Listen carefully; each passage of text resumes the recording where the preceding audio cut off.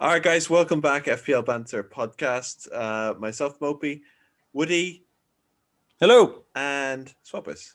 We Back again with a 30-minute podcast about what's been going on during the week and last week and with our team of the week. So, shall we get started on our recap from last game week? Interesting times.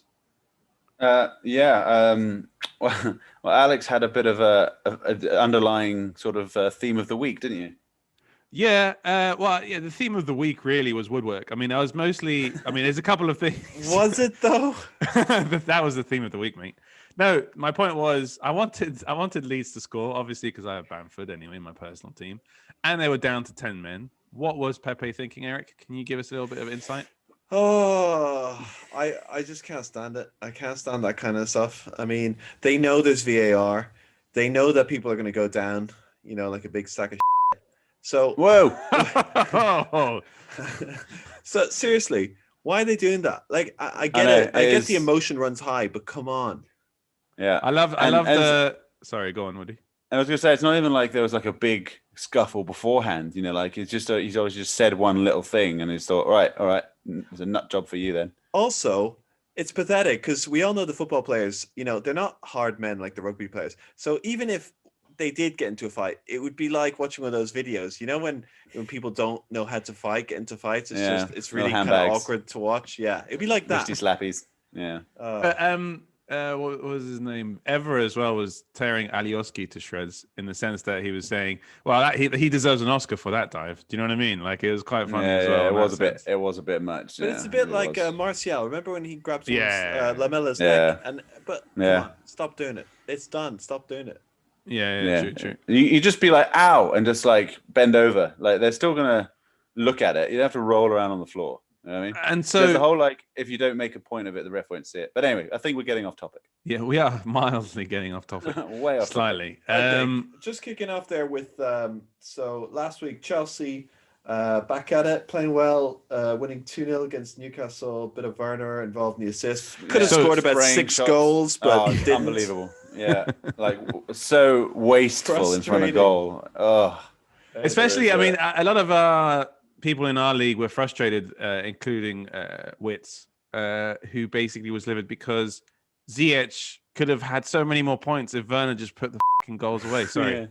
Yeah. One particular thing stands out when Werner was 1-on-1, could have just slotted it past the keeper and instead passed it to a defender.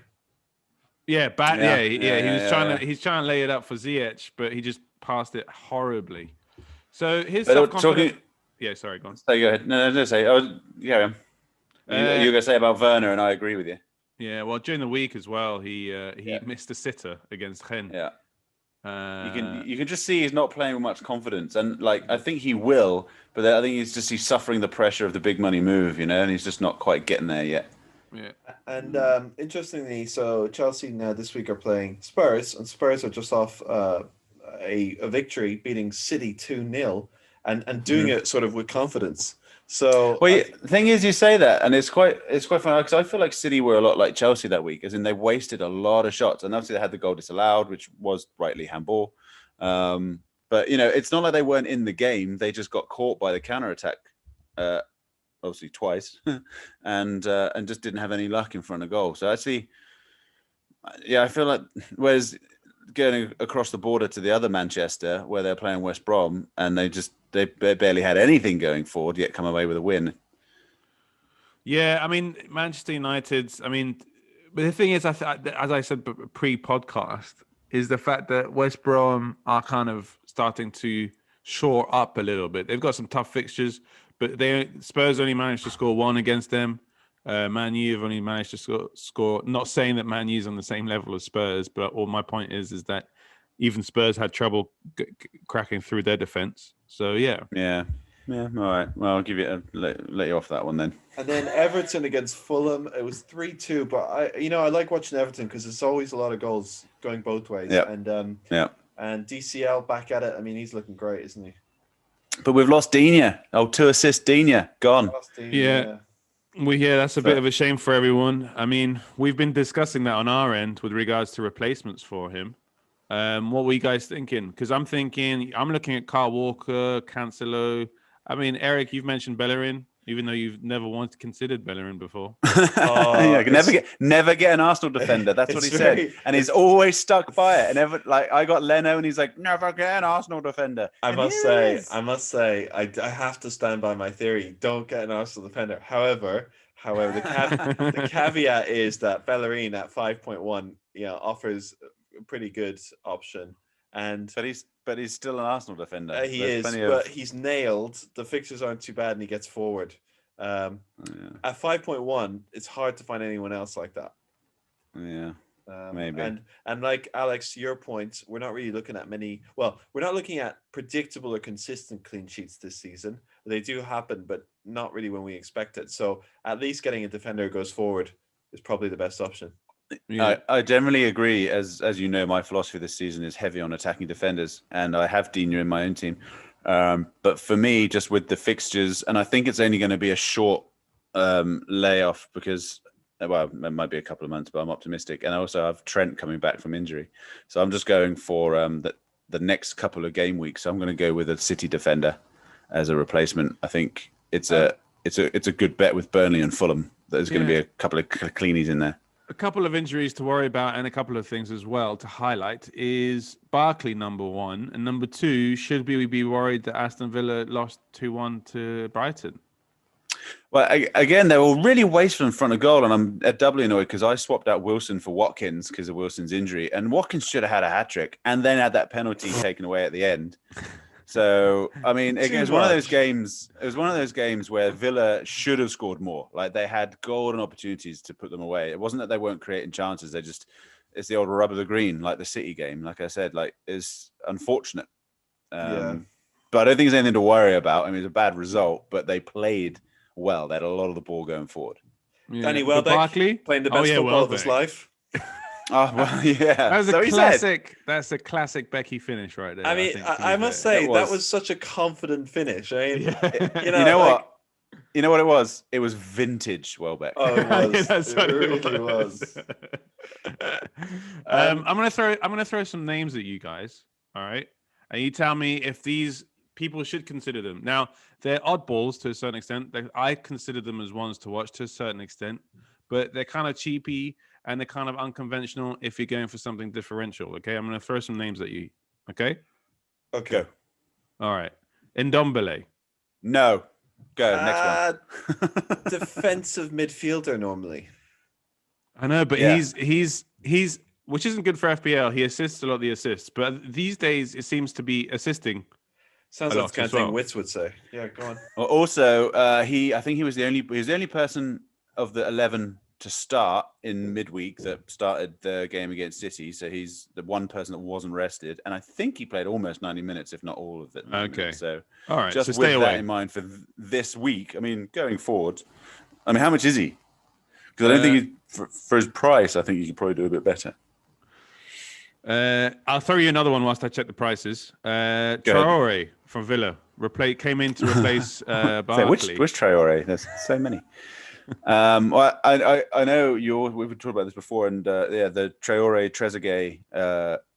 I think Traore is a bit more forward, so I think he'd probably go with Trezeguet as a Barkley replacement first. But the chances of them not being rotated for bits of minutes, but basically, I think they're not bad options for a budget. Because they're both 5.9 attacking Villa lineup.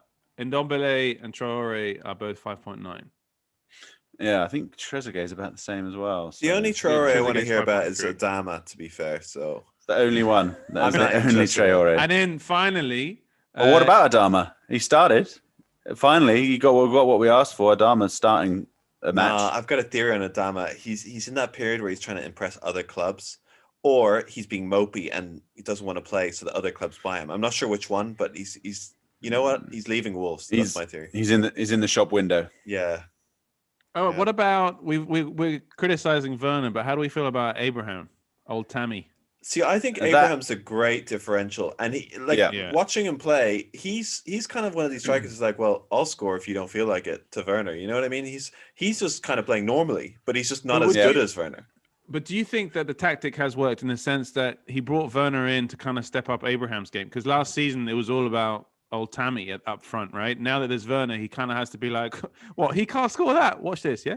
Yeah. Well, you say that. I mean, do agree with Tammy did start losing his place to Giroud at the end of the season. Yeah. Tammy was a bit absent at the end of the season, and Giroud was starting most games. Yeah. And Giroud's goal in the midweek. Oh, he absolutely nailed that. That's hot. Giroud is a strange one because I mean, like during the week, everything I read was best player on the pitch, just completely eclipsed everyone. Then he wins the World Cup in 2018. He's doing all this stuff, and then Chelsea, they're like, yeah, just sit on the bench, see you later, mate. It's a bit weird, isn't it? And he is good. But to go back to your point, I actually think after what Frank said in the post-match and the way Tammy's been playing and the fact that Pulisic is still a little bit hurty with his hammy, I don't think he's going to start and play 90 minutes on the left. So I think Werner will stay there. Yeah. And Tammy through the middle. That being said, the return of Kai Havertz might mix up that formation, that front sort of three might get a bit jumbled up. But I think Tammy is a great differential, as Eric said. Definitely. We can need to jump along now, but let's have a little midweek recap with a couple of features. Obviously, Fernandes stepping it up, getting 2 goals. Something interesting that struck me was that so last weekend Liverpool were severely weakened, as we all know, and then they went and beat Leicester 3-0 confidently, and then they play Atalanta, and I'm not saying Atalanta are a bad team or anything like that, and then suddenly they lose 2-0. So there's kind of an inconsistency there with Liverpool that I can't pinpoint why. I mean, it's quite easy to say because their defense is weak and all that, but I don't know. So then this week now they're coming along and they're playing Brighton. It's hard to tell based on their performance midweek which Liverpool's going to show up. Well, the thing in the midweek, they had massive rotation. Like there was a lot of the youth team playing. Both the Williamses, I think they had Jones in the middle. Origi started. Granted, they had Salah and Mane, but if the rest of the team behind you isn't working, then Tsimikas at left back, you could see that he hadn't been playing much because he made a few errors. So it was one of Klopp's like small protests of like, oh, we're too busy, so I'm not going to field the first team, knowing that if he beats Ajax, then he's basically through, pretty much. So you think basically they'll be back this weekend against Brighton? Yeah, I think this is one of those we're going to take a rest. A little bit like what Leicester did. They started the game against Braga with their B team. They had all the big names on the bench. And then they were, I think, 1-0 down or 2-1 down, and then brought the big names on, and then it was a totally different game because they wanted to win. Whereas Liverpool were just like, no, we're gonna keep the youth on there because our boys they're all knackered and we've already got so many injuries. So I would look at the Atlanta as just a blip because you could tell in the post match Klopp was just like, yeah, it was a bad game. Yeah, we lost. Moving on. It wasn't, you know what I mean? Whereas if you lost a game you really wanted to win, you'd be more livid about it. Yeah, true. So we're still talking about the midweek. So who did we cover? Well, City, again, so much going forward. Like they had so many shots against Olympiacos. It's actually embarrassing. It was ridiculous. But City is an interesting one because now they're back with their firing power, supposedly with Jesus and Aguero back. Yeah, that's true. And KDB was rested. Walker, Laporte, a lot of the core players through the middle were rested. Yeah. Sterling's back and looking fit. Foden had a great game. Mahrez was rested. So, and they're playing Burnley at home, which I think was it last season or season before was 5-0 or something crazy. So I think City big assets would be a good one this week because most of them were rested and they've got a good game. Yeah, I don't know. Speaking of resting, if anyone didn't see, a lot of Liverpool players, including Jota, who I know is an interesting player for people to buy this week, basically got quite a big rest. He did play, but so that's good news. And as Woody said, a lot of City players rested. So and also, sorry, Woody, to interrupt you, but Spurs rested Son and Kane as well. So it looks like all the big names, provided they haven't got COVID or anything like that, should be ready for the weekend. Yeah, it's only United and Chelsea that played more of a first team. Every other team rested their main players for at least a half, if not the whole game. So that's good news. Now, okay, so before we move on to our team, Alex, with your theory in mind of mentioning players and getting reactions, I would like to do the same thing with some of the most transferred in players. Get a few reactions off you guys. I'm looking for 1 or 2 word answers only, as controversial as you want, and just I'm gonna just throw some names out and you can just tell me. Okay, here we go. Konsa. Whoa. Not this week. I just don't think defense is a good shout. As the Villa defense is a good shout. There's better 4.5 defenders out there this week. Jota. Yeah. Yes. Mm. Yeah. If not 90 minutes, impact sub. Kilman. Get rid. Get rid. Controversial. Ooh. Nah, it's because Cody and Saiss are still isolating, right? So he'll play, but whether he'll keep a cleanie. I think Arsenal will do well as well this week. Tillmans. There's better Leicester. But in midfield? There's better Barnes. Maddison. Okay. Adams. Che Adams. Ooh. Tony Adams? I would say yes because it's against Man U. So they don't have Ings up front, and Che Adams has been smashing it. So yes. And you know what? That is a train, and it's a train I got on early in the draft. I got him pretty much at the start of the season, and I'm not regretting it. So okay, 2 more. Yeah, 2 more. For budget, he's not bad. Reguilon. Oh yeah, see, I was going to mention him earlier. What do you guys think of him? I think he's good. He's good. It's just the fixtures aren't the best. But he is a great player. For the season, yes. Fornals. I have him in drafts. So I'm saying yes. You love him. Baby. Alex loves Fornals. He's a big Fornals Can fan. I just say, Fornals has been statistically anyway smashing it with 48 points for 6.5. That's really not bad. Yeah, it's not bad. You're welcome. Yeah. Yeah. Fornals, I think Bowen, and I love a bit of Souček. You do love a bit of Souček. Right. Soufal as well. Jesus. Anyway. I love a bit of Soufal, yeah. Shall we move on to our team of the week? Yes. Do it. Okay. Team of the week fits within 100 mil budget, unlike some of the other competitor websites. Cheeky dick. It's very easy to just say buy Salah, Mane, Kane, and so on, but not us. No. See? No. We keep it real. We look out for our boys, see? And girls. Yeah. Okay. Girls, of course. Yeah, don't be sexist. Okay, so shall we kick off with the defense and the goalkeepers? Yeah, I'll do that. Mind taking the defense. Oh, well, you want to do defense? All right. Yeah, I haven't done it in ages, to be fair. So I'll jump in at this point. If that's all right with you? I'll do midfield then. All right, so goalkeeper-wise, we have Ramsdale and Forster. Ramsdale, because of Sheffield United, we've got that kind of Woody feeling. Woody's got that feeling that Sheffield United are going to be, their luck's going to change. That's what he is. It's their time to bounce back. Woody says they have to score, and I don't really know where that's coming from. No. I didn't say they have to. I said they're going to score. That's even more definitive. You watch. There will be no clean sheet for West Brom this week. That's fact. I've already decided. That's fact. You heard it here first, folks. All right. Yeah. Start that message. So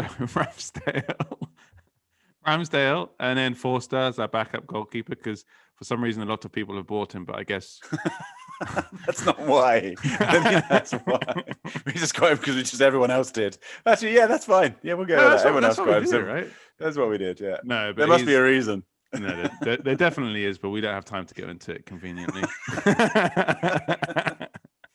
Then our defenders. Let's start with the big guns. With the big guns, we've got Robertson and Laporte. So we're bringing back in the Liverpool defense.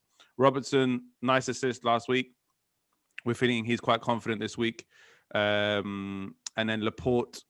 I mean, I would personally side with Walker or Cancelo because that was a tip by Tal, and Tal isn't doing too badly. But I voted for Laporte. But Walker, what's wrong with Walker, Eric?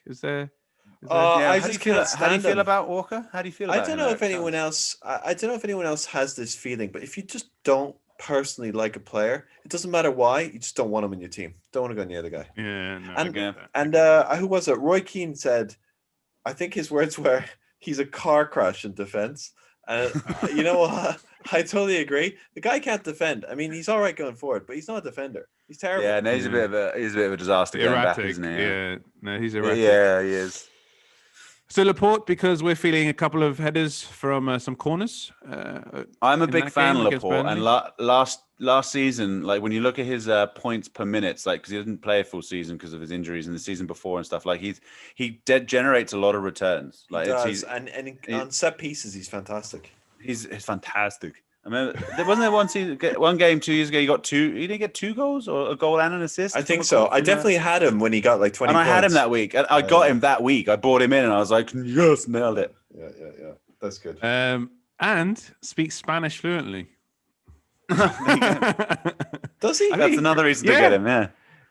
Is it Spanish? I think didn't Spanish. He come from Spain? Didn't he come from? Yeah. So when I was watching, I watched All or Nothing again, something that Woody would never watch. All or Nothing with Manchester City. Watch that. You just see him speaking fluently Spanish with Pep. Anyway, moving on. There we got doesn't Pep speak Catalan? Sorry. Yeah, but I think he speaks Spanish as well. I think he speaks both. And then we've got Chilwell for Chelsea. Woody wasn't a massive fan of having him in there because he's not feeling like a cleanie and he doesn't feel like he's going to get up there. But could you say he assisted the first goal against Newcastle? Because he kind of you pushed him. I'm not sure that counts. How is that not a foul? Inexplicable. Anyway. It was Atletico Bilbao for Laporte. There you go. Thank you very much. And interesting, just a little question for both of you. Who do you think is top of La Liga right now? Madrid, Getafe, Real Sociedad. Oh, pretty close. And none other than David Silva in midfield, running the show over there. So, wow. good for you, David. Yeah. Good job, mate. The wizard. Yeah. Good job. Anyway, good job. Sorry. Old Merlin. And then, so we're going with 4 at the back. So we've got Justin in there as well because we feel Leicester have a good chance of getting a cleanie, and we do like Fulham, how. right? So... Yeah, it's Fulham. So cleanie, he gets forward. Yeah, and he gets forward. And then the cheeky 3.9 Casey as well. So just a reminder, just because we sidetracked a few times during going through defense, it's Laporte, Robertson, Justin, Chilwell, and then Casey. Yeah, just thinking with the Justin thing, because I know there's a lot of talk that Castagna might finally be back. I hope. Hanging that guy. But even if he is back, then Justin should play at left back. Well, do you have Castagna in your team then? I have him in my draft. Timothy. Okay. Yeah. So I really hope he's back. Castagna. Yeah. Cool. All right, midfield. All right, well, I'll bring on the midfield then. So we're playing a 4-3-3 this week, just the way the cards have fallen. And interesting, we're doing a 4-3-3, but we've actually picked sort of 4 starting midfielders because we've had this discussion, and we all do this in our personal team. And I think it's good to start spreading the message that we think it's a good idea to have at least one proper sub as your first sub. Yeah. But definitely it's the time for the deep bench. One with COVID, also last minute COVID isolations and COVID restrictions like Saiss and Cody last week. All of a sudden, you've got no defenders. And also just with the jam-packed schedule, just injuries, just cropping up on the Saturday morning before a game, someone's out. So we're advocating a deep bench. So with that in mind, our starting 3 will be Jota, De Bruyne and Grealish. De Bruyne rested in the week. Burnley, he's still on Penos, I think, even though he shafted one a couple of weeks ago. And it's De Bruyne, he's had a few dead weeks, so he's statistically due for a bit of a points haul. Jota, so a bit of you're never not sure if he's going to start, but even if he doesn't start, impact sub, because he's Klopp's going to start rotating and resting his guys, so he might even start instead of Mane or Salah, but almost certainly come on for them, and they're playing Brighton. So, and he's in really good form of his life. And Grealish, it's Villa West Ham, so it's probably going to be scory. Not neither of them are too tight at the back, and he's just in such good form at the moment, and he's their main man, so I think you can't go wrong with Grealish. And then just as a sub, we just went with Gordon. Just because he's 4.4 or 4.3 is just to fill the bench. And then as I mentioned before, the first sub, like the super sub, the one that we were looking to get us out of jail if one of the other guys gets sick, is just Ward-Prowse. Again, been in great form. He's on set pieces. United haven't been great, and they're at home. Yeah. So for his price, he's a great first sub. And that's the midfield. Right, on to strikers. Probably no surprises here. Vardy against Fulham at home. This could be one of the interesting ones where everyone's captaining. You see some triple captains hanging around and all that, and then suddenly he blanks, or he doesn't show up, or he's got He COVID. just gets an assist. Yeah, or something like that. Yeah, so that's worrying me a Misses a bit. penalty. It's too obvious. Do you know what I mean? There's something that doesn't feel right. Anyway, then we got Kane against Chelsea, rested during the week, and if you've watched All or Nothing, Alex, you'll know that Kane's the main man in the team, and Mourinho will be telling him, "You're the man. You got to go score. You're taking penalties and all that." So this is obviously a really, really big game for both teams. They'll want to be winning. So I've got high hopes here for Kane. Chelsea's defense, they've been leaky. Realistically, they've let in quite a few goals. They've scored a lot, but let in quite a few. And Spurs have been scoring a lot. So, well, you say that not recently. They were at the start of the season. Yeah, but who have they played? That's a good point. Yeah. And then, last but not least, DCL, Dominic Calvert-Lewin. You just cannot go wrong with that guy. He just cannot stop scoring. And he's playing against Leeds, another team that lets in a lot and scores a lot. So, I wouldn't blame you for having Bamford. But DCL was, standout player for us. And even if you wanted to captain him, there'd be nothing wrong with that. Oh, I think that's a bold shout. I mean, it is. No. But look at our main man, Alex, captaining him last week. Yeah. I did very well there. I was quite happy. But that is talking about captain. Actually, this is where we should talk about it. What are we feeling? I know Woody's probably going to feel De Bruyne.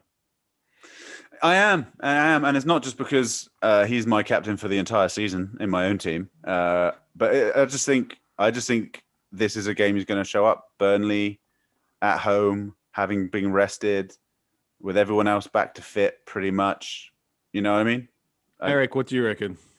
Do you know, I'm going to have to go with Vardy, but just purely because of the Fulham thing. So I'm not happy about it, but I'm going Vardy. Okay. It's not happy about it. Not happy about it. Well, I mean, I want to give Woody the De Bruyne so we can give him crap next podcast. Ooh, I like that. Deliver. I like that. So I reckon we do De Bruyne. I'll be miserable enough anyway because I'd have lost in my own team, so you don't have to rub it in. Oh, we'll definitely rub it in, mate. It's FPL Banter for a reason, yeah? All right, who's the vicey then? In case De Bruyne's got COVID. Vardy, I guess. We'll do De Bruyne Vardy, yeah? All right. Yeah. But are we overlooking Kane or not? No. Okay. No, I think we have to be safe. I think we have to be safe in saying no to Kane. Okay. Do we have time for a one pick of the week? Like who's your one boy this week? Yeah, quickly. Yes. 30. Yeah, go on. Go on. You start us off. Well, I mean, I think mine's obvious. De Bruyne. All right. Explain why. But that's a bit obvious. To be honest, for something that's a little bit less field, I would say Laporte. I don't know. I've just got a good feeling. This is his time to come back and get like 14 points. Interesting. Eric? I like the Laporte chat. I'm going to go with something similarly differential, which is Robertson, because I think Robertson is going to be last season's Trent. I mean, he's obviously a good player, but this season he seems to really be on it, and getting in there early might be a good chat. Yeah. And then I'm going to go for, as we've discussed before, Abraham. I personally really like the look of him. That's a good shout. If you need an extra player up front, he's affordable at 7.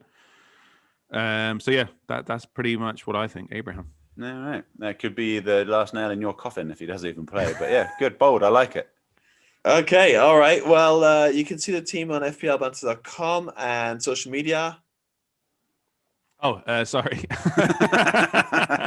I thought that everyone would know this by now. But anyway, at FPL Bants, at FPL_Bants for Twitter, and at FPL Banter on all other platforms, i.e. Facebook, Instagram, and YouTube. And give us a shout out. And if you like the podcast, let us know.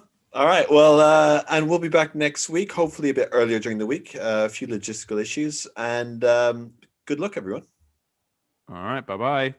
See ya.